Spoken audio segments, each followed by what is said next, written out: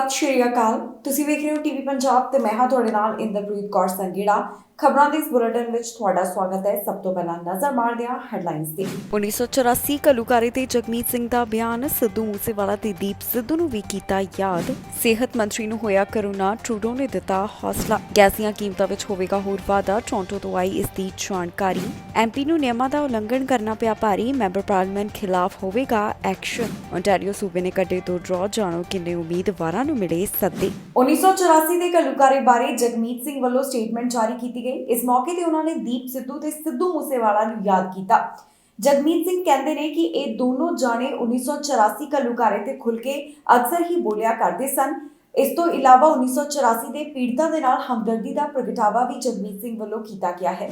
1984 ਦੀ ਲਪੇਟ ਵਿੱਚ ਆ ਗਏ ਤੇ ਜਸਟਿਨ ਟਰੂਡੋ ਕਹਿੰਦੇ ਨੇ ਕਿ ਮੇਰੇ ਦੋਸਤ ਆਪਣਾ ਖਿਆਲ ਰੱਖੀ। ਜੀ ਹਾਂ, ਇਸ ਦੀ ਜਾਣਕਾਰੀ ਸਿਹਤ ਮੰਤਰੀ ਵੱਲੋਂ ਟਵਿੱਟਰ ਦੇ ਰਾਹੀਂ ਸਾਂਝੀ ਕੀਤੀ ਗਈ, ਜਿੱਥੇ ਉਹਨਾਂ ਨੇ ਦੱਸਿਆ ਕਿ ਕਰੋਨਾ ਪੋਜ਼ਿਟਿਵ ਪਾਏ ਜਾਣ ਤੋਂ ਬਾਅਦ ਉਹ 10 ਦਿਨਾਂ ਵਾਸਤੇ ਹੁਣ ਖੁਦ ਨੂੰ ਆਈਸੋਲੇਟ ਕਰਨਗੇ। ਇਸ ਤੋਂ ਬਾਅਦ ਹੁਣ ਜਿਹੜੇ ਪ੍ਰਧਾਨ ਮੰਤਰੀ ਜਸਟਿਨ ਟਰੂਡੋ ਨੇ ਉਹਨਾਂ ਦਾ ਵੀ ਇੱਕ ਟਵੀਟ ਸਾਹਮਣੇ ਆਇਆ, ਜਿਸ ਵਿੱਚ ਉਹਨਾਂ ਨੇ ਕਿਹਾ ਹੈ ਕਿ ਤੁਸੀਂ ਆਪਣਾ ਖਿਆਲ ਰੱਖੋ। ਕੈਨੇਡਾ ਦੇ ਸਿਹਤ ਮੰਤਰੀ ਕਰੋਨਾ ਵਾਇਰਸ ਦੀ ਲਪੇਟ ਵਿੱਚ ਆ ਗਏ ਨੇ। ਇਹ ਜਾਣਕਾਰੀ ਸਾਹਮਣੇ ਆਉਣ ਤੋਂ ਬਾਅਦ ਪ੍ਰਧਾਨ ਮੰਤਰੀ ਜਸਟਿਨ ਟਰੂਡੋ ਵੱਲੋਂ ਉਹਨਾਂ ਨੂੰ ਕਿਹਾ ਗਿਆ ਕਿ ਉਹ ਆਪਣਾ ਖਿਆਲ ਰੱਖਣ। ਦੱਸ ਦਈਏ ਕਿ ਸਿਹਤ ਮੰਤਰੀ ਵੱਲੋਂ ਖੁਦ ਇਸ ਦੀ ਜਾਣਕਾਰੀ ਦਿੱਤੀ ਗਈ, ਜਿੱਥੇ ਉਹਨਾਂ ਨੇ ਐਲਾਨ ਕੀਤਾ ਹੈ ਕਿ ਉਹ ਕਰੋਨਾ ਵਾਇਰਸ ਪੋਜ਼ਿਟਿਵ ਪਾਏ ਗਏ ਨੇ। ਇਸ ਬਾਰੇ ਉਹਨਾਂ ਨੇ ਸਵੇਰੇ ਜਾਣਕਾਰੀ ਦਿੱਤੀ। ਜੋ ਉਹਨਾਂ ਦਾ ਇੱਕ ਟਵੀਟ ਸਾਹਮਣੇ ਆਇਆ, ਇਸ ਵਿੱਚ ਸਿਹਤ ਮੰਤਰੀ ਕਹਿੰਦੇ ਨੇ ਕਿ ਉਹਨਾਂ ਵੱਲੋਂ ਸਾਰੀਆਂ ਪਬਲਿਕ ਹੈਲਥ ਗਾਈਡਲਾਈਨਸ ਦੀ ਪਾਲਣਾ ਕੀਤੀ ਜਾ ਰਹੀ ਸੀ। ਉਹ ਕਰੋਨਾ ਵਾਇਰਸ ਦੀ ਲਪੇਟ ਵਿੱਚ ਆ ਗਏ ਨੇ ਤੇ ਇਹਨਾਂ ਪਬਲਿਕ ਹੈਲਥ ਗਾਈਡਲਾਈਨਸ ਦੇ ਮੁਤਾਬਕ ਹੀ ਹੁਣ ਉਹਨਾਂ ਵੱਲੋਂ ਖੁਦ ਨੂੰ 10 ਦਿਨਾਂ ਵਾਸਤੇ ਆਈਸੋਲੇਟ ਕੀਤਾ ਜਾ ਰਿਹਾ ਹੈ। ਦੱਸ ਦਈਏ ਕਿ ਕੁਝ ਸੂਬਿਆਂ ਵਿੱਚ ਜਿਹੜੇ ਫੁੱਲੀ ਵੈਕਸੀਨੇਟਡ ਹਨ, ਉਹਨਾਂ ਨੂੰ ਕਰੋਨਾ ਵਾਇਰਸ ਨਾਲ ਸੰਕਰਮਿਤ ਹੋਣ ਤੋਂ ਬਾਅਦ 5 ਦਿਨਾਂ ਵਾਸਤੇ ਆਈਸੋਲੇਟ ਕਰਨਾ ਪੈਂਦਾ ਹੈ, ਪਰ ਜਿਨ੍ਹਾਂ ਨੂੰ ਹਾਈ ਰਿਸਕ ਹੈ ਉਹਨਾਂ ਨੂੰ ਕਰੋਨਾ ਵਾਇਰਸ ਪੋਜ਼ਿਟਿਵ ਪਾਏ ਜਾਣ ਤੋਂ ਬਾਅਦ 10 ਦਿਨਾਂ ਵਾਸਤੇ ਆਈਸੋਲੇਟ ਕਰਨਾ ਜ਼ਰੂਰੀ ਹੈ। ਇਸ ਤੋਂ ਇਲਾਵਾ ਫੈਡਰਲ ਸਰਕਾਰ ਵੱਲੋਂ ਇਹ ਜ਼ਰੂਰੀ ਕੀਤਾ ਗਿਆ ਹੈ ਕਿ ਜਿਹੜੇ ਯਾਤਰੀ ਕਰੋਨਾ ਪੋਜ਼ਿਟਿਵ ਪਾਏ ਜਾਂਦੇ ਨੇ ਉਹਨਾਂ ਵਾਸਤੇ ਵੀ 10 ਦਿਨਾਂ ਲਈ ਇਕਾਂਤਵਾਸ ਕੀਤਾ ਜਾਣਾ ਜ਼ਰੂਰੀ ਹੈ। ਇਹ ਅਜਿਹਾ ਉਹਨਾਂ ਵੱਲੋਂ ਕੈਨੇਡਾ ਪਹੁੰਚਣ ਤੇ ਕੀਤਾ ਜਾਵੇਗਾ। ਜ਼ਿਕਰਯੋਗ ਹੈ ਕਿ ਕਰੋਨਾ ਵਾਇਰਸ ਦੀ ਲਪੇਟ ਵਿੱਚ ਆਉਣ ਤੋਂ ਬਾਅਦ ਸਿਹਤ ਮੰਤਰੀ ਵੱਲੋਂ ਜਿਹੜਾ ਟਵੀਟ ਕੀਤਾ ਗਿਆ, ਉਸ ਦੇ ਉੱਪਰ ਜਸਟਿਨ ਟਰੂਡੋ ਨੇ ਵੀ ਕਿਹਾ ਹੈ ਕਿ ਮੇਰੇ ਦੋਸਤ ਤੁਸੀਂ ਆਪਣਾ ਖਿਆਲ ਰੱਖੋ। ਕਈ ਸਕੂਲਾਂ ਵਿੱਚ ਪੰਜਾਬੀ ਤੇ ਫਾਰਸੀ ਭਾਸ਼ਾ ਪੜ੍ਹਾਉਣ ਦੀ ਮੰਗ ਕੀਤੀ ਜਾ ਰਹੀ ਹੈ। ਭਾਸ਼ਾ ਵਿਭਿੰਨਤਾ ਸੰਬੰਧੀ ਇਹ ਮੰਗ ਕੀਤੀ ਜਾ ਰਹੀ ਹੈ। ਕਈ ਅਜਿਹੇ ਵੀ ਸਕੂਲ ਨੇ ਜਿੱਥੇ ਪੰਜਾਬੀ ਭਾਸ਼ਾ ਬਣਾਈ ਜਾ ਰਹੀ ਹੈ, ਪਰ ਜੋ ਤਾਜ਼ਾ ਜਾਣਕਾਰੀ ਇਸ ਬਾਰੇ ਸਾਹਮਣੇ ਆਈ, ਤੁਹਾਡੇ ਨਾਲ ਡਿਟੇਲ ਸਾਂਝੀ ਕਰਾਂਗੇ ਇਸ ਖਬਰ ਵਿੱਚ। ਸਕੂਲਾਂ ਵਿੱਚ ਪੰਜਾਬੀ ਭਾਸ਼ਾ, ਫਾਰਸੀ ਭਾਸ਼ਾ ਅਤੇ ਕੁਝ ਹੋਰ ਭਾਸ਼ਾਵਾਂ ਪੜ੍ਹਾਉਣ ਦੀ ਮੰਗ ਕੀਤੀ ਜਾ ਰਹੀ ਹੈ। ਜੀ ਹਾਂ, ਭਾਸ਼ਾ ਦੀ ਵਿਭਿੰਨਤਾ ਵਾਸਤੇ ਮੰਗ ਕੀਤੀ ਜਾ ਰਹੀ ਹੈ। ਵਿਦਿਆਰਥੀ ਸਕੂਲਾਂ ਵਿੱਚ 18 ਇੰਡੀਜੀਅਸ ਅਤੇ 12 ਅੰਤਰਰਾਸ਼ਟਰੀ ਭਾਸ਼ਾਵਾਂ ਸਿੱਖ ਸਕਦੇ ਨੇ, ਪਰ ਅਜਿਹਾ ਸਾਰੇ ਸਕੂਲਾਂ ਵਾਸਤੇ ਨਹੀਂ ਹੈ।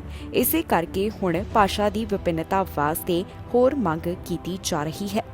ਐਜੂਕੇਸ਼ਨ ਮਿਨਿਸਟਰੀ ਵੱਲੋਂ ਫਾਰਸੀ ਕਰਿਕੂਲਮ ਨੂੰ ਮਨਜ਼ੂਰ ਕੀਤਾ ਗਿਆ ਤੇ ਇਹ ਪਿਛਲੇ ਮਹੀਨੇ ਕੋਕੁਇਟਲਮ ਸਕੂਲ ਬੋਰਡ ਵੱਲੋਂ ਅਪਰੂਵ ਕੀਤਾ ਜਾ ਚੁੱਕਿਆ।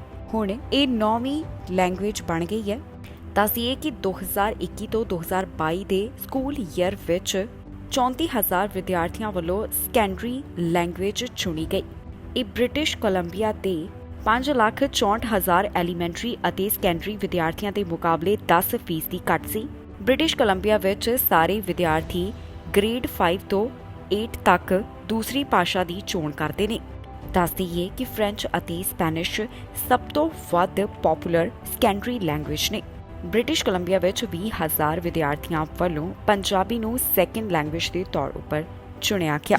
ਇੰਸਟਾਗ੍ਰਾਮ ਵੱਲੋਂ ਹੁਣ ਇੱਕ ਐਂਬਰ ਅਲਰਟ ਦਾ ਨਵਾਂ ਫੀਚਰ ਲਿਆਂਦਾ ਜਾਵੇਗਾ, ਜਿਸ ਸੰਬੰਧੀ ਉਹਨਾਂ ਵੱਲੋਂ ਯੋਜਨਾ ਤਿਆਰ ਕੀਤੀ ਜਾ ਰਹੀ ਹੈ। ਇਸ ਦੇ ਸਹਾਰੇ ਜਿਹੜੇ ਗੁੰਮਸ਼ੁਦਾ ਬੱਚੇ ਨੇ ਉਹਨਾਂ ਦੀ ਭਾਲ ਕੀਤੀ ਜਾਵੇਗੀ। ਇਸ ਫੀਚਰ ਦੇ ਉੱਪਰ ਜਿਹੜੇ ਗੁੰਮਸ਼ੁਦਾ ਬੱਚੇ ਨੇ ਉਹਨਾਂ ਦੀ ਤਸਵੀਰ ਤੇ ਬਾਕੀ ਜਾਣਕਾਰੀ ਭਰੀ ਜਾਵੇਗੀ। ਅਜਿਹੀ ਯੋਜਨਾ ਹੁਣ ਇੰਸਟਾਗ੍ਰਾਮ ਵੱਲੋਂ ਕੈਨੇਡਾ ਸਮੇਤ 25 ਦੇਸ਼ਾਂ ਵਾਸਤੇ ਤਿਆਰ ਕੀਤੀ ਜਾ ਰਹੀ ਹੈ। ਇੰਸਟਾਗ੍ਰਾਮ ਹੁਣ ਕੈਨੇਡਾ ਸਮੇਤ 25 ਦੇਸ਼ਾਂ ਵਿੱਚ ਖਾਸ ਕਦਮ ਚੁੱਕਣ ਜਾ ਰਿਹਾ ਹੈ, ਜਿਸ ਦੀ ਜਾਣਕਾਰੀ ਸਾਹਮਣੇ ਆ ਰਹੀ ਹੈ। ਜੀ ਹਾਂ, ਇੰਸਟਾਗ੍ਰਾਮ ਵੱਲੋਂ ਹੁਣ ਐਂਬਰ ਅਲਰਟ ਸਿਸਟਮ ਲਾਂਚ ਕਰਨ ਦੀ ਯੋਜਨਾ ਬਣਾਈ ਜਾ ਰਹੀ ਹੈ। ਦੱਸ ਦਈਏ ਕਿ ਇਸ ਸਿਸਟਮ ਉੱਪਰ ਜ਼ਿਆਦਾਤਰ ਜਿਹੜੇ ਬੱਚੇ ਗੁੰਮਸ਼ੁਦਾ ਹੁੰਦੇ ਨੇ ਉਹਨਾਂ ਦੀ ਜਾਣਕਾਰੀ ਸਾਂਝੀ ਕੀਤੀ ਜਾਂਦੀ ਹੈ। ਹੁਣ ਇਸ ਸੰਬੰਧੀ ਇੰਸਟਾਗ੍ਰਾਮ ਵੱਲੋਂ ਕੈਨੇਡਾ ਸਮੇਤ 25 ਦੇਸ਼ਾਂ ਵਿੱਚ ਉਪਰਾਲਾ ਕੀਤਾ ਜਾ ਰਿਹਾ ਹੈ। ਇਸ ਬਾਰੇ ਕੰਪਨੀ ਵੱਲੋਂ 1 ਜੂਨ ਨੂੰ ਹੀ ਐਲਾਨ ਕਰ ਦਿੱਤਾ ਗਿਆ ਸੀ ਕਿ ਉਹਨਾਂ ਵੱਲੋਂ ਇਹ ਫੀਚਰ ਰੋਲ ਆਊਟ ਕੀਤਾ ਜਾਵੇਗਾ, ਜੋ ਕਿ 25 ਦੇਸ਼ਾਂ ਵਿੱਚ ਪੂਰੀ ਤਰ੍ਹਾਂ ਹੁਣ ਅਵੇਲੇਬਲ ਹੋਵੇਗਾ। ਦੱਸ ਦਈਏ ਕਿ ਇੰਸਟਾਗ੍ਰਾਮ ਇਸ ਐਂਬਰ ਅਲਰਟ ਪ੍ਰੋਗਰਾਮ ਵਾਸਤੇ ਢੁਕਵਾਂ ਮੰਨਿਆ ਜਾ ਰਿਹਾ ਹੈ, ਜਿਸ ਦੀ ਜਾਣਕਾਰੀ US national center for missing and exploited children ਦੇ ਪ੍ਰੈਜ਼ੀਡੈਂਟ ਅਤੇ CEO ਵੱਲੋਂ ਦਿੱਤੀ ਗਈ। ਨਾ ਕਿਹਾ ਕਿ ਜੇ ਇਹ ਪ੍ਰੋਗਰਾਮ ਇੰਸਟਾਗ੍ਰਾਮ ਵੱਲੋਂ 25 ਦੇਸ਼ਾਂ ਵਿੱਚ ਲਾਂਚ ਕੀਤਾ ਜਾਵੇਗਾ ਤੇ ਇਸ ਨਾਲ ਕਾਫੀ ਜ਼ਿਆਦਾ ਮਦਦ ਹੋ ਜਾਵੇਗੀ। ਜਿਹੜੇ ਬੱਚੇ ਗੁੰਮਸ਼ੁਦਾ ਹੋਣਗੇ ਉਹਨਾਂ ਨੂੰ ਲੱਭਣ ਵਿੱਚ ਵੀ ਉਹਨਾਂ ਨੂੰ ਆਸਾਨੀ ਹੋਵੇਗੀ।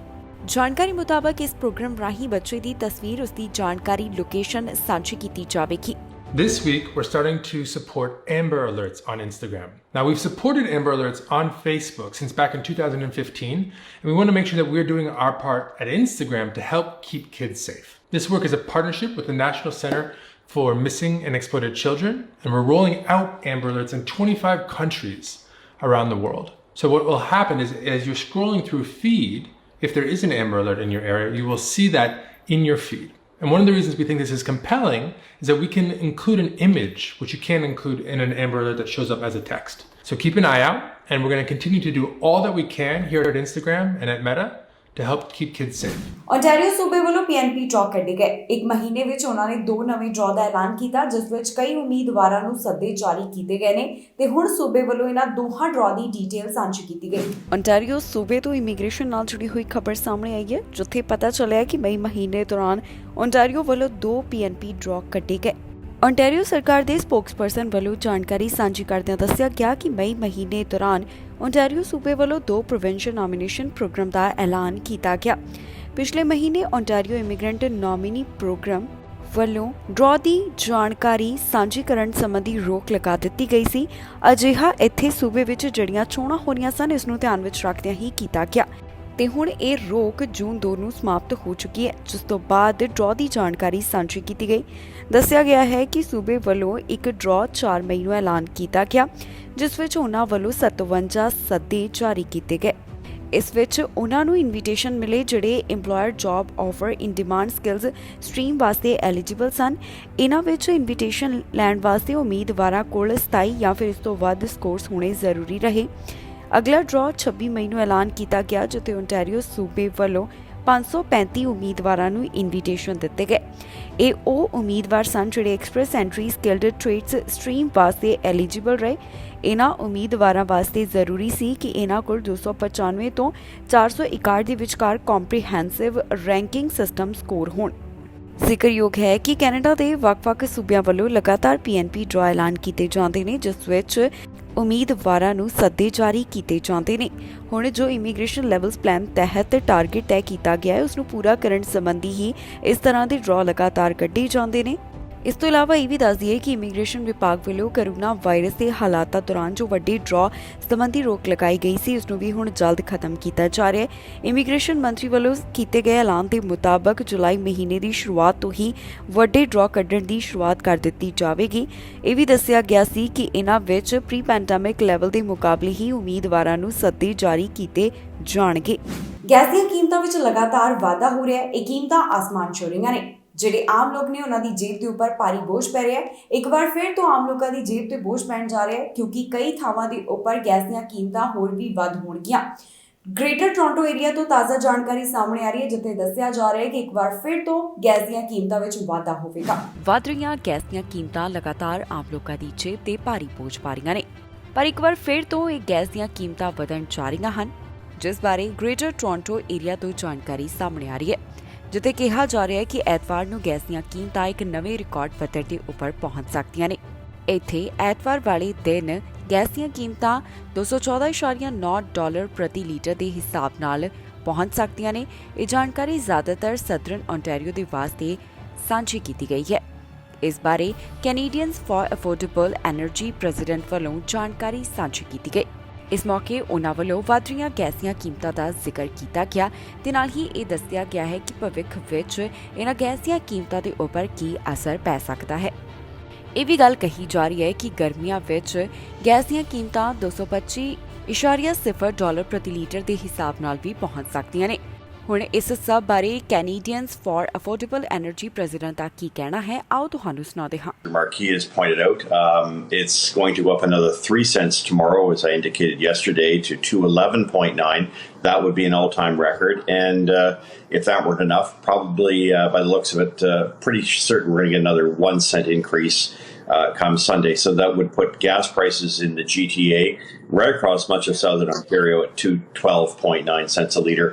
And those, of course, are records. The last one, by the way, was 209.9 for 1 day, May the 18th. So we're not just here in Toronto. Montreal will see the same thing. Vancouver will see the same thing. The Prairie provinces, despite less tax, will also see the same thing. They're going to see prices move up into record territory. Master of its own destiny. It's not attached to oil. And the oil is now testing $119 a barrel. Gasoline is breaking through all-time records. So I would expect that these prices could march well towards $225 at some point this summer. There's really nothing holding this back. Perhaps some relief comes from last night's election. If the government makes good on its commitment to drop taxes 5.7 with HST 6.4 cents a litre. A little bit of a respite, but considering the overall magnitude of the shortage of supply of diesel, oil, and most importantly gasoline during the summer season, sky's the limit. Anything's possible, and you're going to continue to see records shattered this summer. Conservative party the member parliament ਨੂੰ vaccination ਦੀ ਜਾਣਕਾਰੀ ਨਾ ਦੇਣਾ ਕਾਫੀ ਮਹਿੰਗਾ ਪੈ ਗਿਆ ਤੇ ਉਹਨਾਂ ਨੂੰ ਪਾਰਲੀਮੈਂਟ ਹਿੱਲ ਤੋਂ ਹਟਾ ਦਿੱਤਾ ਗਿਆ। ਦਰਅਸਲ ਮੈਂਬਰ ਪਾਰਲੀਮੈਂਟ ਵਾਸਤੇ ਜ਼ਰੂਰੀ ਕੀਤਾ ਗਿਆ ਕਿ ਉਹਨਾਂ ਨੂੰ ਵੈਕਸੀਨੇਸ਼ਨ ਦੇ ਸਟੇਟਸ ਬਾਰੇ ਜਾਣਕਾਰੀ ਦੇਣੀ ਹੋਵੇਗੀ, ਪਰ ਸਸਕੈਚੁਅਨ ਦੇ ਨਾਲ ਸੰਬੰਧਿਤ ਇਸ ਮੈਂਬਰ ਪਾਰਲੀਮੈਂਟ ਵੱਲੋਂ ਵੈਕਸੀਨੇਸ਼ਨ ਦੀ ਜਾਣਕਾਰੀ ਨਹੀਂ ਦਿੱਤੀ ਗਈ, ਜਿਸ ਤੋਂ ਬਾਅਦ ਉਹਨਾਂ ਦੇ ਉੱਪਰ ਕਾਰਵਾਈ ਕੀਤੀ ਗਈ ਹੈ। ਕੰਜ਼ਰਵੇਟਿਵ ਪਾਰਟੀ ਦੀ ਮੈਂਬਰ ਪਾਰਲੀਮੈਂਟ ਨੂੰ ਆਪਣੇ ਵੈਕਸੀਨੇਸ਼ਨ ਦੀ ਜਾਣਕਾਰੀ ਨਾ ਦੇਣਾ ਕਾਫੀ ਮਹਿੰਗਾ ਪੈ ਗਿਆ। ਉਹਨਾਂ ਨੂੰ ਅਜਿਹਾ ਕਰਨ ਤੇ ਪਾਰਲੀਮੈਂਟ ਹਿੱਲ ਤੋਂ ਹਟਾ ਦਿੱਤਾ ਗਿਆ ਹੈ। ਜੀ ਹਾਂ, conservative member of parliament Cathy ਨੂੰ ਕਰੋਨਾ ਵੈਕਸੀਨ ਸੰਬੰਧੀ ਨਿਯਮਾਂ ਦਾ ਉਲੰਘਣ ਕਰਨ ਤੋਂ ਬਾਅਦ ਪਾਰਲੀਮੈਂਟ ਹਿੱਲ ਤੋਂ ਹਟਾ ਦਿੱਤਾ ਗਿਆ ਹੈ। ਕੰਜ਼ਰਵੇਟਿਵ ਪਾਰਟੀ ਦੀ ਇਹ ਮੈਂਬਰ ਪਾਰਲੀਮੈਂਟ ਸਸਕੈਚੁਅਨ ਦੀ ਰਾਈਡਿੰਗ ਨੂੰ ਰਿਪਰੈਜ਼ੈਂਟ ਕਰਦੇ ਨੇ। ਇਸ ਸਭ ਤੋਂ ਬਾਅਦ ਕੈਥੀ ਵੱਲੋਂ ਮੀਡੀਆ ਰਿਪੋਰਟਰਸ ਦੇ ਨਾਲ ਵੀ ਗੱਲਬਾਤ ਕੀਤੀ ਗਈ, ਜਿੱਥੇ ਉਹਨਾਂ ਨੇ ਪ੍ਰੈਸ ਕਾਨਫਰੰਸ ਵਿੱਚ ਕੁਝ ਗੱਲਾਂ ਦੀ ਸਾਂਝ ਪਾਈ ਹੈ। ਕੈਥੀ ਦਾ ਕਹਿਣਾ ਹੈ ਕਿ ਉਹ ਪਾਰਲੀਮੈਂਟ ਹਿੱਲ ਦੇ ਵੈਸਟ ਬਲਾਕ ਵਿੱਚ ਅੱਜ ਦਾਖਲ ਹੋਏ। ਉਹਨਾਂ ਨੂੰ ਲੱਗ ਰਿਹਾ ਸੀ ਕਿ ਉਹਨਾਂ ਉੱਪਰ ਕੁਝ ਐਕਸ਼ਨ ਲਿਆ ਜਾ ਸਕਦਾ ਹੈ। ਜਦੋਂ ਉਹ ਇਮਾਰਤ ਵਿੱਚ ਦਾਖਲ ਹੋਏ ਤਾਂ ਉਹਨਾਂ ਨੂੰ ਦਫ਼ਤਰ ਵਿੱਚ ਗੱਲ ਕਰਨ ਵਾਸਤੇ ਬੁਲਾਇਆ ਗਿਆ। ਕੈਥੀ ਦਾ ਕਹਿਣਾ ਹੈ ਕਿ ਮੈਂ ਉਦੋਂ ਤੱਕ ਨਹੀਂ ਜਾਣਾ ਚਾਹੁੰਦੀ ਸੀ ਜਦੋਂ ਤੱਕ ਮੈਨੂੰ ਖੁਦ ਜਾਣ ਵਾਸਤੇ ਨਾ ਕਿਹਾ ਜਾਵੇ, ਤੇ ਹੁਣ ਵੈਕਸੀਨੇਸ਼ਨ ਨਿਯਮਾਂ ਦਾ ਉਲੰਘਣ ਕਰਨ ਤੋਂ ਬਾਅਦ ਉਹਨਾਂ ਨੂੰ ਪਾਰਲੀਮੈਂਟ ਹਿੱਲ ਤੋਂ ਹਟਾ ਦਿੱਤਾ ਗਿਆ। ਹੁਣ ਤੱਕ ਵੀ ਉਹਨਾਂ ਵੱਲੋਂ ਆਪਣੇ ਵੈਕਸੀਨੇਸ਼ਨ ਸਟੇਟਸ ਦੀ ਜਾਣਕਾਰੀ ਸਾਂਝੀ ਨਹੀਂ ਕੀਤੀ ਗਈ। ਜ਼ਿਕਰਯੋਗ ਹੈ ਕਿ ਫੈਡਰਲ ਸਰਕਾਰ ਵੱਲੋਂ ਜ਼ਰੂਰੀ ਕੀਤਾ ਗਿਆ ਹੈ ਕਿ ਮੈਂਬਰ ਪਾਰਲੀਮੈਂਟ ਨੂੰ ਆਪਣਾ ਵੈਕਸੀਨੇਸ਼ਨ ਸਟੇਟਸ ਦੱਸਣਾ ਪਵੇਗਾ। ਇਸ ਤੋਂ ਬਾਅਦ ਹੀ ਉਹ ਪਾਰਲੀਮੈਂਟ ਹਿੱਲ ਵਿੱਚ ਦਾਖਲ ਹੋ ਸਕਦੇ ਨੇ। ਉਧਰ ਦੂਜੇ ਪਾਸੇ ਆਪੋਜੀਸ਼ਨ ਹਾਊਸ ਲੀਡਰ ਵੱਲੋਂ ਮੰਗ ਕੀਤੀ ਗਈ ਹੈ ਕਿ ਜੋ ਵੈਕਸੀਨੇਸ਼ਨ ਸੰਬੰਧੀ ਜ਼ਰੂਰਤਾਂ ਲਿਆਂਦੀਆਂ ਗਈਆਂ ਉਸ ਨੂੰ ਹੁਣ ਖਤਮ ਕਰ ਦਿੱਤਾ ਜਾਵੇ, ਪਰ ਫਿਲਹਾਲ ਸਰਕਾਰ ਵੱਲੋਂ ਅਜੇ ਤੱਕ ਇਸ ਸੰਬੰਧੀ ਕੋਈ ਵੀ ਫੈਸਲਾ ਨਹੀਂ ਲਿਆ ਗਿਆ। ਉਹਨਾਂ ਵੱਲੋਂ ਅਜੇ ਤੱਕ ਇਸ ਨੂੰ ਲਾਗੂ ਰੱਖਿਆ ਹੋਇਆ ਹੈ।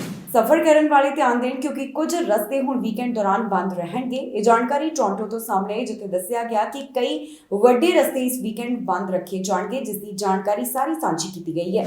ਇਸ ਹਫ਼ਤੇ ਕੁਝ ਵੱਡੇ ਰੋਡਵੇਜ਼ ਬੰਦ ਰਹਿਣਗੇ, ਜਿਸ ਬਾਰੇ ਸਫ਼ਰ ਕਰਨ ਵਾਲਿਆਂ ਨੂੰ ਜਾਣਕਾਰੀ ਦਿੱਤੀ ਗਈ ਹੈ। ਜੀ ਹਾਂ, ਟੋਰਾਂਟੋ ਦੇ ਕੁਝ ਮੇਜਰ ਰੋਡਵੇਜ਼ ਇਸ ਹਫ਼ਤੇ ਬੰਦ ਰਹਿਣ ਬਾਰੇ ਪਤਾ ਚੱਲਿਆ ਹੈ। ਜਿਹੜੇ ਡਰਾਈਵਰਸ ਟੋਰਾਂਟੋ ਸਫ਼ਰ ਕਰਨ ਵਾਲੇ ਨੇ, ਉਹਨਾਂ ਨੂੰ ਇਸ ਗੱਲ ਦੀ ਜਾਣਕਾਰੀ ਦਿੱਤੀ ਗਈ ਹੈ ਕਿ ਉਹ ਆਪਣਾ ਸਫ਼ਰ ਇਸ ਸਭ ਨੂੰ ਧਿਆਨ ਵਿੱਚ ਰੱਖਦਿਆਂ ਹੀ ਤੈਅ ਕਰਨ। ਜਾਣਕਾਰੀ ਮੁਤਾਬਕ ਐਤਵਾਰ ਨੂੰ ਡੌਨ ਵੈਲੀ ਪਾਰਕਵੇ ਬੰਦ ਰੱਖਿਆ ਜਾਵੇਗਾ। ਇੱਥੇ ਯਾਰਕ ਮਿਲਸ ਰੋਡ ਤੋਂ ਗਾਰਡੀਨਰ ਐਕਸਪ੍ਰੈਸਵੇ ਤੱਕ ਆਵਾਜਾਈ ਬੰਦ ਰਹਿਣ ਵਾਲੀ ਹੈ। ਇਸ ਤੋਂ ਇਲਾਵਾ ਡੰਡਾ ਸਟਰੀਟ ਵੈਸਟ ਨੂੰ ਵੀ ਬੰਦ ਰੱਖਿਆ ਜਾਵੇਗਾ, ਜੋ ਕਿ ਆਸਿੰਗਟਨ ਅਤੇ ਲੈਂਸਟੋਨ ਐਵੀਨਿਊ ਵਾਸਤੇ ਬੰਦ ਰਹੇਗਾ। ਹਾਈਵੇ ਪਾਰਕ ਨੂੰ ਵੀ ਵਾਹਨਾਂ ਵਾਸਤੇ ਬੰਦ ਰੱਖਿਆ ਜਾਵੇਗਾ। ਹੁਣ ਇਸ ਬਾਰੇ ਜਾਣਕਾਰੀ ਸਾਂਝੀ ਕਰਦਿਆਂ ਡਰਾਈਵਰਾਂ ਨੂੰ ਕਿਹਾ ਗਿਆ ਹੈ ਕਿ ਜਿਹੜੇ ਰਸਤੇ ਬੰਦ ਰਹਿਣ ਵਾਲੇ ਨੇ, ਉਹਨਾਂ ਦੇ ਉੱਪਰ ਆਪਣੇ ਸਫ਼ਰ ਸੰਬੰਧੀ ਯੋਜਨਾ ਜ਼ਰੂਰ ਤਿਆਰ ਕਰ ਲੈਣ, ਕਿਉਂਕਿ ਇਸ ਵੀਕਐਂਡ ਕੁਝ ਵੱਡੇ ਰੋਡਵੇਜ਼ ਬੰਦ ਰਹਿਣ ਵਾਲੇ ਨੇ। ਇਸ ਸਭ ਦੀ ਜਾਣਕਾਰੀ ਪਹਿਲਾਂ ਹੀ ਸਾਂਝੀ ਕਰ ਦਿੱਤੀ ਗਈ ਹੈ। ਅਮਰੀਕਾ ਦੇ ਹਸਪਤਾਲ ਵਿੱਚ 3 ਜਾਣਿਆਂ ਤੇ ਚਾਕੂ ਨਾਲ ਹਮਲਾ ਕੀਤਾ ਗਿਆ। ਇਹ ਤਿੰਨੋਂ ਜਾਣੇ ਗੰਭੀਰ ਰੂਪ ਵਿੱਚ ਜ਼ਖਮੀ ਦੱਸੇ ਜਾ ਰਹੇ ਨੇ। ਤਾਜ਼ਾ ਅਪਡੇਟ ਦੇ ਵਿੱਚ ਪਤਾ ਚੱਲਿਆ ਹੈ ਕਿ ਜਿਸ ਵੱਲੋਂ ਚਾਕੂ ਨਾਲ ਹਮਲਾ ਕੀਤਾ ਗਿਆ, ਉਸ ਨੂੰ ਪੁਲਿਸ ਨੇ ਹਿਰਾਸਤ ਵਿੱਚ ਲੈ ਲਿਆ ਹੈ। ਅਮਰੀਕਾ ਦੇ ਕੈਲੀਫੋਰਨੀਆ ਤੋਂ ਇੱਕ ਅਜਿਹਾ ਮਾਮਲਾ ਸਾਹਮਣੇ ਆਇਆ, ਜਿੱਥੇ ਹਸਪਤਾਲ ਵਿੱਚ ਇੱਕ ਵਿਅਕਤੀ ਵੱਲੋਂ 3 ਜਾਣਿਆਂ ਤੇ ਚਾਕੂ ਨਾਲ ਹਮਲਾ ਕੀਤਾ ਗਿਆ। ਇਹ ਤਿੰਨੋਂ ਜਾਣੇ ਹੁਣ ਗੰਭੀਰ ਰੂਪ ਵਿੱਚ ਜ਼ਖਮੀ ਦੱਸੇ ਜਾ ਰਹੇ ਨੇ। ਦੱਸ ਦਈਏ ਕਿ ਅਮਰੀਕਾ ਵਿੱਚ ਇਸ ਤਰ੍ਹਾਂ ਦੇ ਮਾਮਲੇ ਲਗਾਤਾਰ ਵਧ ਰਹੇ ਨੇ। ਹਿੰਸਕ ਮਾਮਲਿਆਂ ਵਿੱਚ ਹੋ ਰਿਹਾ ਵਾਧਾ ਇੱਥੇ ਚਿੰਤਾ ਦਾ ਵਿਸ਼ਾ ਬਣਿਆ ਹੋਇਆ ਹੈ। ਤਾਜ਼ਾ ਮਾਮਲਾ ਸਦਰਨ ਕੈਲੀਫੋਰਨੀਆ ਦੇ ਹਸਪਤਾਲ ਤੋਂ ਸਾਹਮਣੇ ਆਇਆ, ਜਿੱਥੇ ਐਮਰਜੈਂਸੀ ਵਾਰਡ ਦੇ ਅੰਦਰ 3 ਜਾਣਿਆਂ ਤੇ ਇੱਕ ਵਿਅਕਤੀ ਵੱਲੋਂ ਚਾਕੂ ਨਾਲ ਹਮਲਾ ਕੀਤਾ ਗਿਆ। ਜਿਸ ਵਿਅਕਤੀ ਨੇ ਇਹਨਾਂ 3 ਜਾਣਿਆਂ ਦੇ ਉੱਪਰ ਚਾਕੂ ਨਾਲ ਹਮਲਾ ਕੀਤਾ, ਉਹ ਅੰਦਰ ਹੀ ਰਿਹਾ ਤੇ ਪੁਲਿਸ ਵੱਲੋਂ ਉਸ ਨਾਲ ਸੰਪਰਕ ਕਰਨ ਦੀ ਲਗਾਤਾਰ ਕੋਸ਼ਿਸ਼ ਕੀਤੀ। ਇਸ ਪੂਰੇ ਘਟਨਾਕ੍ਰਮ ਦੇ ਬਾਰੇ ਅਥਾਰਟੀਜ਼ ਵੱਲੋਂ ਹੁਣ ਜਾਣਕਾਰੀ ਸਾਂਝੀ ਕੀਤੀ ਗਈ। ਅਥਾਰਟੀਜ਼ ਦਾ ਕਹਿਣਾ ਹੈ ਕਿ ਸ਼ਾਮ 4 ਵਜੇ ਦੇ ਕਰੀਬ ਇੱਕ ਵਿਅਕਤੀ ਐਨਸੀਨੋ ਹਸਪੀਟਲ ਮੈਡੀਕਲ ਸੈਂਟਰ, ਜੋ ਕਿ ਸੈਨ ਫਰਨੈਂਡੋ ਵੈਲੀ ਵਿੱਚ ਸਥਿਤ ਹੈ, ਉੱਥੇ ਦਾਖਲ ਹੋਇਆ। ਇਸ ਵੱਲੋਂ 2 ਤੋਂ 3 ਮੈਡੀਕਲ ਸਟਾਫ ਉੱਪਰ ਚਾਕੂ ਨਾਲ ਹਮਲਾ ਕੀਤਾ ਗਿਆ। ਹਮਲਾ ਕਰਨ ਤੋਂ ਬਾਅਦ ਇਹ ਵਿਅਕਤੀ ਅੰਦਰ ਹੀ ਰਿਹਾ। ਫਾਇਰ ਆਫੀਸ਼ੀਅਲਸ ਦੇ ਦੱਸਣ ਮੁਤਾਬਕ 3 ਪੀੜਤਾਂ ਨੂੰ ਟਰਾਮਾ ਸੈਂਟਰ ਵਿੱਚ ਭਰਤੀ ਕਰਵਾਇਆ ਗਿਆ, ਜਿੱਥੇ ਉਹਨਾਂ ਦੀ ਹਾਲਤ ਗੰਭੀਰ ਦੱਸੀ ਜਾ ਰਹੀ ਹੈ। ਪੁਲਿਸ ਵੱਲੋਂ ਲਗਾਤਾਰ ਕੋਸ਼ਿਸ਼ ਕੀਤੀ ਜਾ ਰਹੀ ਹੈ ਕਿ ਇਸ ਵਿਅਕਤੀ ਨਾਲ ਸੰਪਰਕ ਕੀਤਾ ਜਾਵੇ। ਇੱਥੇ ਇਹ ਵੀ ਦੱਸਣਯੋਗ ਹੈ ਕਿ ਪਿਛਲੇ ਦਿਨੀ ਓਕਲਾਹੋਮਾ ਤੋਂ ਇੱਕ ਅਜਿਹਾ ਮਾਮਲਾ ਸਾਹਮਣੇ ਆਇਆ ਸੀ, ਜਿੱਥੇ ਟੁਸਲਾ ਦੇ ਹਸਪੀਟਲ ਵਿੱਚ ਗੋਲੀਆਂ ਚੱਲੀਆਂ। ਗੋਲੀ ਲੱਗਣ ਦੇ ਕਾਰਨ 5 ਜਾਣਿਆਂ ਦੀ ਮੌਤ ਹੋ ਗਈ। ਇਹਨਾਂ 5 ਜਾਣਿਆਂ ਵਿੱਚ ਗਨਮੈਨ ਵੀ ਸ਼ਾਮਲ ਸੀ। ਕੁਝ ਸਕੂਲਾਂ ਦੇ ਵਿੱਚ ਅਧਿਆਪਕ ਆਪਣੇ ਨਾਲ ਹਥਿਆਰ ਲੈ ਕੇ ਜਾਣਗੇ। ਅਮਰੀਕਾ ਵਿੱਚ ਲਗਾਤਾਰ ਸਕੂਲਾਂ ਅੰਦਰ ਜੋ ਗੋਲੀਬਾਰੀ ਦੇ ਮਾਮਲੇ ਵਧ ਰਹੇ ਨੇ, ਉਸ ਨੂੰ ਧਿਆਨ ਵਿੱਚ ਰੱਖਦਿਆਂ ਇੱਕ ਕਦਮ ਚੁੱਕਿਆ ਜਾ ਰਿਹਾ ਹੈ। ਤਾਜ਼ਾ ਜਾਣਕਾਰੀ ਹਾਇਓ ਤੋਂ ਸਾਹਮਣੇ ਆ ਰਹੀ ਹੈ, ਜਿੱਥੇ ਇਸ ਸੰਬੰਧੀ ਇੱਕ ਬਿੱਲ ਲਿਆਂਦਾ ਜਾ ਰਿਹਾ ਹੈ, ਜਿਸ ਵਿੱਚ ਕਿਹਾ ਜਾ ਰਿਹਾ ਹੈ ਕਿ ਅਧਿਆਪਕਾਂ ਨੂੰ ਟ੍ਰੇਨਿੰਗ ਦਿੱਤੀ ਜਾਵੇਗੀ ਤੇ ਉਹ ਆਪਣੇ ਨਾਲ ਸਕੂਲਾਂ ਵਿੱਚ ਹਥਿਆਰ ਲੈ ਕੇ ਜਾ ਸਕਣਗੇ। ਹੁਣ ਅਧਿਆਪਕ ਆਪਣੇ ਨਾਲ ਸਕੂਲਾਂ ਵਿੱਚ ਹਥਿਆਰ ਲੈ ਕੇ ਜਾਣਗੇ। ਇਹਨਾਂ ਅਧਿਆਪਕਾਂ ਨੂੰ 24 ਘੰਟਿਆਂ ਦੀ ਹਥਿਆਰਾਂ ਸੰਬੰਧੀ ਟ੍ਰੇਨਿੰਗ ਦਿੱਤੀ ਜਾਵੇਗੀ। ਜੀ ਹਾਂ, ਇਹ ਜਾਣਕਾਰੀ ਹਾਇਓ ਤੋਂ ਸਾਹਮਣੇ ਆ ਰਹੀ ਹੈ, ਜਿੱਥੇ ਅਧਿਆਪਕਾਂ ਨੂੰ ਸਕੂਲ ਵਿੱਚ ਹਥਿਆਰ ਲਿਜਾਣ ਦੀ ਇਜਾਜ਼ਤ ਦਿੱਤੀ ਜਾ ਸਕਦੀ ਹੈ। ਦੱਸਿਆ ਗਿਆ ਹੈ ਕਿ ਸਕੂਲਾਂ ਵਿੱਚ ਜਿਹੜੇ ਗੋਲੀਬਾਰੀ ਦੇ ਮਾਮਲੇ ਲਗਾਤਾਰ ਵੱਧ ਹੋ ਰਹੇ ਨੇ, ਉਸ ਨੂੰ ਧਿਆਨ ਵਿੱਚ ਰੱਖਦਿਆਂ ਹੀ ਇੱਕ ਕਦਮ ਚੁੱਕਿਆ ਜਾ ਰਿਹਾ ਹੈ। ਹਾਇਓ ਵੱਲੋਂ ਇਸ ਨਾਲ ਸੰਬੰਧਿਤ ਲਾਅ ਲਿਆਂਦਾ ਜਾ ਸਕਦਾ ਹੈ, ਜਿਸ ਨਾਲ ਅਧਿਆਪਕ ਅਤੇ ਬਾਕੀ ਸਟਾਫ ਨੂੰ ਹਥਿਆਰ ਸਕੂਲ ਵਿੱਚ ਲੈ ਕੇ ਜਾਣ ਦੀ ਇਜਾਜ਼ਤ ਹੋਵੇਗੀ, ਪਰ ਇਸ ਤੋਂ ਪਹਿਲਾਂ ਉਹਨਾਂ ਨੂੰ ਹਥਿਆਰਾਂ ਸੰਬੰਧੀ ਟ੍ਰੇਨਿੰਗ ਵੀ ਦਿੱਤੀ ਜਾਵੇਗੀ। ਜਾਣਕਾਰੀ ਦਿੱਤੀ ਜਾ ਰਹੀ ਹੈ ਕਿ ਟੈਕਸਸ ਦੇ ਸਕੂਲ ਵਿੱਚ ਜਿਹੜੀ ਮਾਸ ਸ਼ੂਟਿੰਗ ਹੋਈ ਸੀ, ਉਸ ਤੋਂ ਬਾਅਦ ਹੀ ਇਸ ਤਰ੍ਹਾਂ ਦਾ ਬਿੱਲ ਲਿਆਉਣ ਦੀ ਗੱਲ ਕਹੀ ਜਾ ਰਹੀ ਹੈ। ਇਸ ਟੈਕਸਸ ਦੀ ਗੋਲੀਬਾਰੀ ਦੇ ਮਾਮਲੇ ਵਿੱਚ 19 ਵਿਦਿਆਰਥੀ ਅਤੇ 2 ਅਧਿਆਪਕਾਂ ਦੀ ਮੌਤ ਹੋ ਗਈ ਸੀ। ਇਸ ਸਭ ਬਾਰੇ ਹਾਇਓ ਦੇ ਗਵਰਨਰ ਕਹਿੰਦੇ ਨੇ ਕਿ ਉਹਨਾਂ ਵੱਲੋਂ ਬਿੱਲ ਦੇ ਉੱਪਰ ਦਸਤਖਤ ਕੀਤੇ ਜਾਣਗੇ ਤਾਂ ਕਿ ਇਸ ਨੂੰ ਲਾਅ ਬਣਾ ਦਿੱਤਾ ਜਾਵੇ। ਇਹ ਵੀ ਦੱਸਿਆ ਗਿਆ ਹੈ ਕਿ ਇਸ ਹਫ਼ਤੇ ਇਹ bill Republican controlled Ohio general assembly ਵੱਲੋਂ ਪਾਸ ਕਰ ਦਿੱਤਾ ਗਿਆ। ਇੱਥੇ ਵੀ ਦੱਸਣਯੋਗ ਹੈ ਕਿ ਹਾਲ ਹੀ ਵਿੱਚ ਅਮਰੀਕਾ ਦੇ ਰਾਸ਼ਟਰਪਤੀ ਜੋ ਬਾਈਡਨ ਵੱਲੋਂ ਵੀ ਹਥਿਆਰਾਂ ਬਾਰੇ ਇੱਕ ਵੱਡਾ ਬਿਆਨ ਦਿੱਤਾ, ਜਿੱਥੇ ਉਹਨਾਂ ਨੇ ਅਪੀਲ ਕੀਤੀ ਹੈ ਕਿ ਹਥਿਆਰਾਂ ਉੱਪਰ ਜਲਦ ਤੋਂ ਜਲਦ ਰੋਕ ਲੱਗਣੀ ਚਾਹੀਦੀ ਹੈ। In front of Robb Elementary School, we stood before 21 crosses for 19 third and fourth graders and 2 teachers. On each cross a name, and nearby a photo of each victim that Jill and I reached out to touch. Innocent victims murdered in a classroom that have been turned into a killing field. According to new data just released by the Center for Disease Control and Prevention, guns are the #1 killer of children in the United States of America. The #1 killer. More than car accidents, more than cancer. Over the last 2 decades, more school-age children have died from guns than on-duty police officers and active-duty military combined. Think about that. More kids than on-duty cops killed by guns. More kids than soldiers killed by guns. For God's sake, how much more carnage are we willing to accept? How many more innocent American lives must be taken before we say enough? ਰਾਸ਼ਟਰਪਤੀ ਜੋ Biden ਕਹਿੰਦੇ ਨੇ ਕਿ America ਵਿੱਚ ਬੱਚਿਆਂ ਦੀਆਂ ਜ਼ਿਆਦਾਤਰ ਮੌਤਾਂ ਗੋਲੀ ਲੱਗਣ ਦੇ ਕਾਰਨ ਹੋ ਰਹੀਆਂ ਨੇ। ਮਾਹਰਾਂ ਵੱਲੋਂ ਵੀ ਇਸ ਬਾਰੇ ਲਗਾਤਾਰ ਆਪਣੇ ਵਿਚਾਰ ਸਾਂਝੇ ਕਰਦਿਆਂ ਚਿੰਤਾ ਦਾ ਪ੍ਰਗਟਾਵਾ ਕੀਤਾ ਜਾ ਰਿਹਾ ਹੈ। ਇਸ ਬਾਰੇ ਹੈਰਾਨ ਕਰਨ ਵਾਲੇ ਆંકੜੇ ਵੀ ਸਾਹਮਣੇ ਆ ਰਹੇ ਨੇ, ਜਿਸ ਨੂੰ ਦੇਖ ਕੇ ਪਤਾ ਚੱਲ ਰਿਹਾ ਹੈ ਕਿ ਕਿਵੇਂ ਬੱਚਿਆਂ ਦੀਆਂ ਜ਼ਿਆਦਾ ਮੌਤਾਂ ਹੁਣ ਗੋਲੀ ਲੱਗਣ ਕਾਰਨ ਹੋ ਰਹੀਆਂ ਨੇ। ਪਿਛਲੇ ਕਈ ਦਿਨਾਂ ਦੌਰਾਨ ਵੱਡੀ ਗੋਲੀਬਾਰੀ ਦੇ ਮਾਮਲੇ ਸਾਹਮਣੇ ਆਏ, ਜਿਸ ਵਿੱਚ ਕਈ ਟੀਨੇਜਰਸ ਦੀ ਵੀ ਜਾਨ ਜਾ ਚੁੱਕੀ ਹੈ।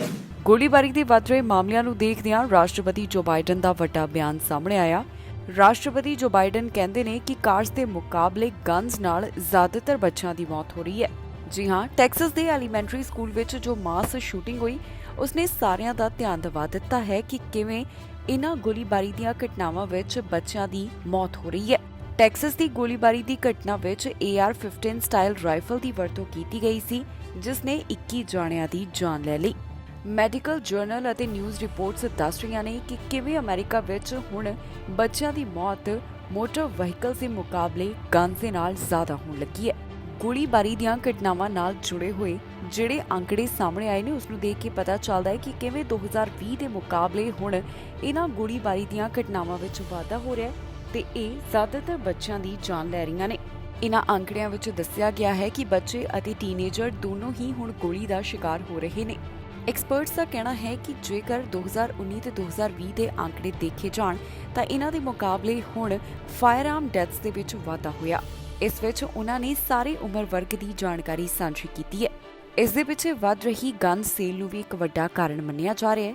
2020 ਦੌਰਾਨ ਇਹ ਦੇਖਿਆ ਗਿਆ ਕਿ ਗਨ ਹੋਮਿਸਾਈਡ ਦੇ ਮਾਮਲੇ ਇਤਿਹਾਸਕ ਪੱਧਰ ਦੇ ਉੱਪਰ ਪਹੁੰਚ ਗਏ। ਹੁਣ ਇਹਨਾਂ ਮਾਮਲਿਆਂ ਨੂੰ ਲੈ ਕੇ ਲਗਾਤਾਰ ਚਿੰਤਾ ਦਾ ਪ੍ਰਗਟਾਵਾ ਕੀਤਾ ਜਾ ਰਿਹਾ ਹੈ। ਰਾਸ਼ਟਰਪਤੀ ਜੋ ਬਾਈਡਨ ਵੀ ਕਹਿੰਦੇ ਹਨ ਕਿ ਹੁਣ ਹਥਿਆਰਾਂ ਦੇ ਉੱਪਰ ਰੋਕ ਲੱਗਣੀ ਕਾਫੀ ਜ਼ਿਆਦਾ ਜ਼ਰੂਰੀ ਹੈ। ਇਸ ਸੰਬੰਧੀ ਉਹਨਾਂ ਨੇ ਕਾਂਗਰਸ ਨੂੰ ਅਪੀਲ ਵੀ ਕੀਤੀ। ਦੇਖਣਾ ਹੋਵੇਗਾ ਕਿ ਇਹਨਾਂ ਗੋਲੀਬਾਰੀ ਦੇ ਵੱਧ ਰਹੇ ਮਾਮਲਿਆਂ ਨੂੰ ਧਿਆਨ ਵਿੱਚ ਰੱਖਦਿਆਂ ਆਉਣ ਵਾਲੇ ਦਿਨਾਂ ਵਿੱਚ ਅਮਰੀਕਾ ਤੋਂ ਕੀ ਫੈਸਲਾ ਆਉਂਦਾ ਹੈ, ਪਰ ਹੁਣ ਇਹਨਾਂ ਮਾਮਲਿਆਂ ਨੂੰ ਧਿਆਨ ਵਿੱਚ ਰੱਖਦਿਆਂ ਆਮ ਲੋਕਾਂ ਵੱਲੋਂ ਵੀ ਚਿੰਤਾ ਦਾ ਪ੍ਰਗਟਾਵਾ ਕੀਤਾ ਜਾ ਰਿਹਾ ਹੈ। ਰਾਸ਼ਟਰਪਤੀ ਜੋ ਬਾਈਡਨ ਦੇ ਬੀਚ ਸਥਿਤ ਘਰ ਵੱਲ 2 ਜਹਾਜ਼ ਆ ਗਏ, ਜਿਸ ਤੋਂ ਬਾਅਦ ਉਹਨਾਂ ਨੂੰ ਸੁਰੱਖਿਅਤ ਥਾਂ ਤੇ ਲੈ ਕੇ ਜਾਇਆ ਗਿਆ। ਤਾਜ਼ਾ ਜਾਣਕਾਰੀ ਵਿੱਚ ਦੱਸਿਆ ਗਿਆ ਹੈ ਕਿ ਵਾਪਸ ਉਹਨਾਂ ਨੂੰ ਘਰ ਵਿੱਚ ਲਿਆਂਦਾ ਗਿਆ ਤੇ ਉਹ ਪੂਰੀ ਤਰ੍ਹਾਂ ਸੁਰੱਖਿਅਤ ਨੇ ਤੇ ਉਹਨਾਂ ਨੂੰ ਕਿਸੇ ਵੀ ਤਰੀਕੇ ਦਾ ਕੋਈ ਖਤਰਾ ਨਹੀਂ ਹੈ।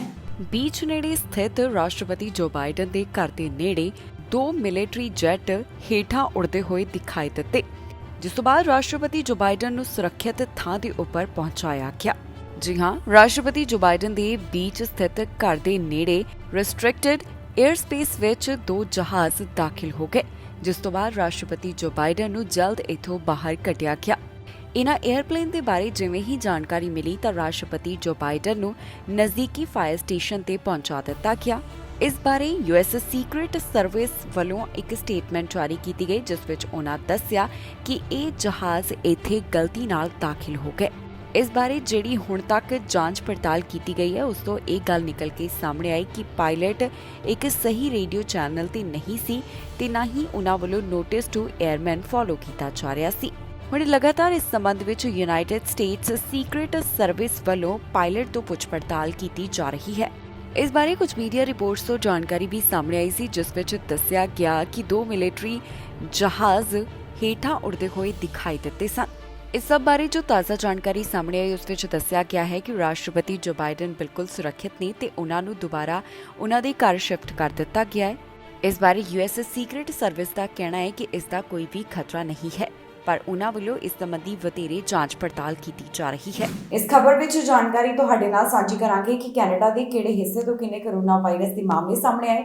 ਇਸ ਸਮੇਂ ਕੈਨੇਡਾ ਵਿੱਚ ਕੋਰੋਨਾ ਵਾਇਰਸ ਦੇ ਕੀ ਹਾਲਾਤ ਬਣੇ ਹੋਏ ਨੇ, ਕੀ ਸਥਿਤੀ ਹੈ, ਤੁਹਾਨੂੰ ਦੱਸਾਂਗੇ ਇਸ ਖਬਰ ਵਿੱਚ।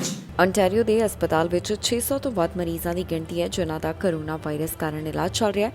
ਇਹਦੇ ਹਸਪਤਾਲ ਅੰਦਰ 671 ਮਰੀਜ਼ਾਂ ਨੂੰ ਕੋਰੋਨਾ ਵਾਇਰਸ ਕਾਰਨ ਭਰਤੀ ਕਰਵਾਇਆ ਗਿਆ। ਇੰਟੈਂਸਿਵ ਕੇਅਰ ਅਧੀਨ 107 ਮਰੀਜ਼ ਦੱਸੇ ਜਾ ਰਹੇ ਹਨ। ਇੱਥੇ 24 ਘੰਟਿਆਂ ਦੌਰਾਨ ontario ਸੂਬੇ ਵਿੱਚ 900 ਤੋਂ ਵੱਧ ਮਾਮਲੇ ਦਰਜ ਕੀਤੇ ਗਏ। ਬੀਤੇ 24 ਘੰਟਿਆਂ ਦੌਰਾਨ 901 ਮਾਮਲਿਆਂ ਦੀ ਪੁਸ਼ਟੀ ਹੋਈ ਹੈ। ਇਸ ਤੋਂ ਇਲਾਵਾ ਦੱਸ ਦਈਏ ਕਿ ਸੂਬੇ ਵਿੱਚ ਪਿਛਲੇ ਕੁਝ ਦਿਨਾਂ ਤੋਂ 1000 ਤੋਂ ਵੱਧ ਮਾਮਲੇ ਸਾਹਮਣੇ ਆ ਰਹੇ ਸਨ। ਹੁਣ ਤੱਕ ਸੂਬੇ ਵਿੱਚ ਕੁੱਲ 13,06,890 ਕੋਰੋਨਾ ਵਾਇਰਸ ਦੇ ਮਾਮਲਿਆਂ ਦੀ ਪੁਸ਼ਟੀ ਹੋ ਚੁੱਕੀ ਹੈ। ਸੂਬੇ ਵਿੱਚ 13,000 ਤੋਂ ਵੱਧ ਮੌਤਾਂ ਕੋਰੋਨਾ ਵਾਇਰਸ ਕਾਰਨ ਹੁਣ ਤੱਕ ਹੋ ਚੁੱਕੀਆਂ ਹਨ। ਰਿਕਵਰਡ ਕੇਸਿਸ ਦੀ ਗਿਣਤੀ 12,84,384 ਦੇ ਕਰੀਬ ਪਹੁੰਚ ਗਈ। ਵੈਕਸੀਨੇਸ਼ਨ ਦੀ ਜਾਣਕਾਰੀ ਮੁਤਾਬਕ 12 ਸਾਲ ਤੇ ਇਸ ਤੋਂ ਵੱਧ ਉਮਰ ਵਾਲਿਆਂ ਵਿੱਚ 91% ਆਬਾਦੀ ਉਹ ਹੈ ਜਿਨ੍ਹਾਂ ਵੱਲੋਂ ਕੋਵਿਡ-19 ਵੈਕਸੀਨ ਦੇ 2 ਟੀਕੇ ਲਗਵਾ ਲਏ ਗਏ। 93% ਤੋਂ ਵੱਧ ਆਬਾਦੀ ਵੱਲੋਂ ਕੋਵਿਡ-19 ਵੈਕਸੀਨ ਦੀ ਪਹਿਲੀ ਡੋਜ਼ ਹਾਸਲ ਕੀਤੀ ਜਾ ਚੁੱਕੀ ਹੈ ਤੇ 57% ontario ਵਾਸੀ ਅਜਿਹੇ ਨੇ ਜਿਨ੍ਹਾਂ ਨੇ ਕੋਵਿਡ-19 ਵੈਕਸੀਨ ਦੇ 3 ਟੀਕੇ ਲਗਵਾ ਲਏ। 5 ਸਾਲ ਤੋਂ 11 ਸਾਲ ਵਾਲਿਆਂ ਵਿੱਚ 57% ਆਬਾਦੀ ਨੇ ਕੋਵਿਡ-19 ਵੈਕਸੀਨ ਦੀ ਪਹਿਲੀ ਡੋਜ਼ ਤੇ 36% ਆਬਾਦੀ ਵੱਲੋਂ ਕੋਵਿਡ-19 ਵੈਕਸੀਨ ਦੇ 2 ਟੀਕੇ ਹਾਸਲ ਕੀਤੇ ਜਾ ਚੁੱਕੇ ਨੇ। ਕਿਊਬੈਕ ਸੂਬੇ ਦੇ ਹਸਪਤਾਲ ਵਿੱਚ 1000 ਤੋਂ ਵੱਧ ਮਰੀਜ਼ਾਂ ਦੀ ਗਿਣਤੀ ਹੈ ਤੇ ਹਸਪਤਾਲ ਵਿੱਚ ਕੋਰੋਨਾ ਵਾਇਰਸ ਕਾਰਨ 1067 ਮਰੀਜ਼ ਭਰਤੀ ਦੱਸੇ ਜਾ ਰਹੇ ਨੇ ਤੇ ਇੰਟੈਂਸਿਵ ਕੇਅਰ ਅਧੀਨ 28 ਦੀ ਗਿਣਤੀ ਸਾਹਮਣੇ ਆਈ ਹੈ। ਸੂਬੇ ਵਿੱਚ 24 ਘੰਟਿਆਂ ਦੌਰਾਨ 500 ਤੋਂ ਵੱਧ ਮਾਮਲੇ ਦਰਜ ਕੀਤੇ ਗਏ। ਇੱਥੇ 24 ਘੰਟਿਆਂ ਦੌਰਾਨ 542 ਕੇਸਿਸ ਦੀ ਪੁਸ਼ਟੀ ਹੋਈ ਹੈ ਤੇ 2 ਮੌਤਾਂ ਕੋਰੋਨਾ ਵਾਇਰਸ ਕਾਰਨ ਹੋ ਗਈਆਂ। ਪੈਂਡੈਮਿਕ ਦੀ ਸ਼ੁਰੂਆਤ ਤੋਂ ਲੈ ਕੇ ਹੁਣ ਤੱਕ 10,68,147 ਕੁੱਲ ਕਰੋਨਾ ਦੇ ਮਾਮਲੇ ਸਾਹਮਣੇ ਆ ਚੁੱਕੇ ਨੇ ਤੇ 15,435 ਮੌਤਾਂ ਕਰੋਨਾ ਵਾਇਰਸ ਕਾਰਨ ਹੋ ਚੁੱਕੀਆਂ ਨੇ। ਇੱਥੇ ਵੈਕਸੀਨੇਸ਼ਨ ਦੀ ਜਾਣਕਾਰੀ ਮੁਤਾਬਕ 5 ਸਾਲ ਤੇ ਇਸ ਤੋਂ ਵੱਧ ਉਮਰ ਵਾਲਿਆਂ ਵਿੱਚ 91% ਆਬਾਦੀ ਵੱਲੋਂ ਕੋਵਿਡ-19 ਵੈਕਸੀਨ ਦੀ ਪਹਿਲੀ ਡੋਜ਼, 55% ਆਬਾਦੀ ਵੱਲੋਂ ਕੋਵਿਡ-19 ਵੈਕਸੀਨ ਦੇ 3 ਟੀਕੇ ਤੇ 14% ਆਬਾਦੀ ਵੱਲੋਂ ਕੋਵਿਡ-19 ਵੈਕਸੀਨ ਦੇ 4 ਟੀਕੇ ਲਗਵਾਏ ਜਾ ਚੁੱਕੇ ਨੇ। ਇਸ ਦੇ ਨਾਲ ਹੀ ਜਾਂਦੇ ਇੱਕ ਵਾਰ ਫਿਰ ਤੋਂ ਨਜ਼ਰ ਮਾਰਦੇ ਹਾਂ ਹੈਡਲਾਈਨਸ ਤੇ। 1984 ਘੱਲੂਘਾਰੇ ਤੇ ਜਗਮੀਤ ਸਿੰਘ ਦਾ ਬਿਆਨ, ਸਿੱਧੂ ਮੂਸੇਵਾਲਾ ਤੇ ਦੀਪ ਸਿੱਧੂ ਨੂੰ ਵੀ ਕੀਤਾ ਯਾਦ। ਸਿਹਤ ਮੰਤਰੀ ਨੂੰ ਹੋਇਆ ਕਰੋਨਾ, ਟਰੂਡੋ ਨੇ ਦਿੱਤਾ ਹੌਸਲਾ। ਗੈਸ ਦੀਆਂ ਕੀਮਤਾਂ ਵਿੱਚ ਹੋਵੇਗਾ ਹੋਰ ਵਾਧਾ, ਟੋਰਾਂਟੋ ਤੋਂ ਆਈ ਇਸ ਦੀ ਜਾਣਕਾਰੀ। ਐਮਪੀ ਨੂੰ ਨਿਯਮਾਂ ਦਾ ਉਲੰਘਣ ਕਰਨਾ ਪਿਆ ਭਾਰੀ, ਮੈਂਬਰ ਪਾਰਲੀਮੈਂਟ ਖਿਲਾਫ ਹੋਵੇਗਾ ਐਕਸ਼ਨ। ਓਨਟਾਰੀਓ ਸੂਬੇ ਨੇ ਕੱਢੇ 2 ਡਰਾਅ, ਜਾਣੋ ਕਿੰਨੇ ਉਮੀਦਵਾਰਾਂ ਨੂੰ ਮਿਲੇ ਸੱਦੇ। ਖਬਰਾਂ ਦੇ ਇਸ ਬੁਲੇਟਿਨ ਵਿੱਚ ਇੰਨਾ ਹੀ। ਫਿਲਹਾਲ ਮੈਨੂੰ ਇੰਦਰਪ੍ਰੀਤ ਕੌਰ ਸੰਗੇੜਾ ਨੂੰ ਦਿਓ ਇਜਾਜ਼ਤ ਤੇ ਤੁਸੀਂ ਵੇਖਦੇ ਰਹੋ ਟੀਵੀ ਪੰਜਾਬ।